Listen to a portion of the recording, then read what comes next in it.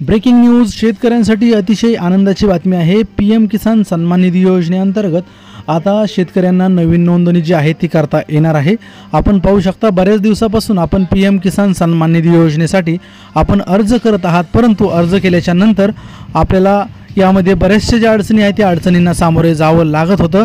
परंतु आपण जर पाहिलं तर भारत सरकारच्या वतीने आता नवीन नोंदणी जी आहे ती सुरू करण्यात आलेली आहे। नवीन याच्यामध्ये आपण अर्ज जो आहे तो आपला करू शकता आणि पीएम किसान सन्मान निधी योजनेअंतर्गत आपण यामध्ये सहभागी होऊ शकता। तर आपण जर पाहिलं तर या संदर्भात भारत सरकारच्या वतीने मोठी घोषणा केलेली आहे।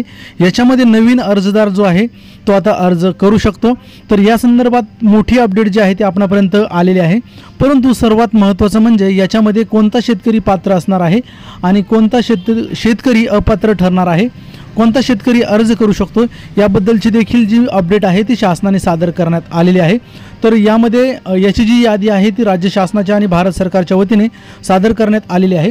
तर आपण एकंदरीत पाहू शकता यामध्ये जर आपल्याला अर्ज करायचा असेल तर पीएम सन्मान निधी योजनेअंतर्गत आपण अर्ज करू शकता। केंद्र शासनाची ही योजना आहे। एकदा का केंद्र शासनाचे पैसे आपल्याला मिळाले त्यानंतर राज्य शासनाचे देखील नमो किसान महासन्मान निधी योजनेचे जे पैसे आहेत ते देखील आपल्या खात्यावरती जमा होणार आहेत। तर आता सर्वात पहिली गोष्ट आपल्याला जर अर्ज करायचा असेल तर यासाठी आपल्याला आवश्यक कागदपत्रे कोणती आहेत ही सर्वप्रथम आपण माहिती जाणून घेणार आहोत। तर आपण या ठिकाणी जर सर्वप्रथम आपल्याला अर्ज करायचा असेल तर कागदपत्रे जे आहेत सर्वात महत्त्वाचं म्हणजे आपल्याकडे आधार कार्ड असणं आवश्यक आहे।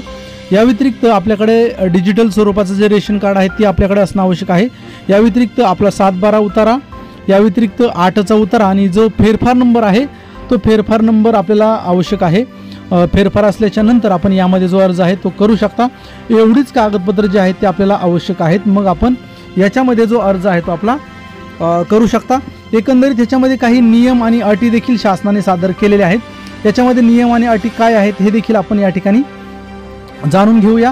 तर आपण सर्वात महत्त्वाची पहिला नियम आणि जी अट आहे, आपल्याला या योजनेमध्ये सहभागी व्हायचं असेल आणि आपलं जे क्षेत्र आहे, आपली जी जमीन आहे 2019 नंतरची जर खरेदी असेल, म्हणजे उदाहरणार्थ माझ्या नावावर कोणत्याही प्रकारची जमीन यापूर्वीची नाही, डायरेक्टली मी 2020 साली 1 एकर किंवा 2 एकर जर जमीन घेतली असेल आणि आपल्याला जर या योजनेअंतर्गत नोंदणी करायची असेल तर आपल्या याच्यामध्ये पात्र होता येणार नाही। कारण की शासनाने असं सांगितलेलं आहे की सन 2019 नंतर ज्या शेतकऱ्यांनी खरेदी केलेली आहे त्या शेतकऱ्यांना यामध्ये अर्ज करता येणार नाही। परंतु सन 2019च्या नंतर जर एखाद्या शेतकऱ्यांना त्यांच्या वारसाने शेतजमीन मिळाली असेल, म्हणजे वडिलांच्या मृत्यूनंतर किंवा आईच्या मृत्यूनंतर किंवा इतर व्यक्तीच्या मृत्यूनंतर जर शेतजमीन आपल्या नावावर आलेली असेल तर तो व्यक्ती मात्र अर्ज करू शकतो। उदाहरणार्थ एखाद्या व्यक्तीचे आई सन 2024 मध्ये एक्सपायर झालेले आहेत आणि त्या मुलाच्या नावे जर जमीन आलेली असेल तर तो मुलगा पीएम किसान सन्मान निधीसाठी अर्ज करू शकतो। किंवा गेल्या वर्षी मी माझ्या नावावरील जमीन माझ्या भावाच्या नावावरती हक्क सोड करून दिलेली आहे किंवा बक्षीसपत्र करून दिलेले आहे, तर या शेतकऱ्यांना या योजनेअंतर्गत अर्ज करता येणार नाही, याची नोंद घ्यावी। एकंदरीत आपण जर पाहिलं तर अशा नियम आणि अटी जे आहेत ते शासनाकडून सादर करण्यात आलेले आहेत। तर या व्हिडिओच्या निमित्तानं मी विनंती करेल, अर्ज प्रक्रिया चालू झालेली आहे। आपल्याला जर अर्ज करायचा असेल तर जवळच्या CSC सेंटरमध्ये जाऊन आपला जो अर्ज आहे तो आपण सादर करू शकता। एवढीच कागदपत्र आपल्याकडे आवश्यक आहेत। कागदपत्र किंवा फॉर्म भरण्याच्या संदर्भात जर आपल्याला काही समस्या असतील तर आपण आम्हाला कमेंट्समध्ये विचारू शकता आणि अशाच नवनवीन व्हिडिओसाठी आपला हा जो YouTube चॅनल आहे तो सबस्क्राईब करायला विसरू नका।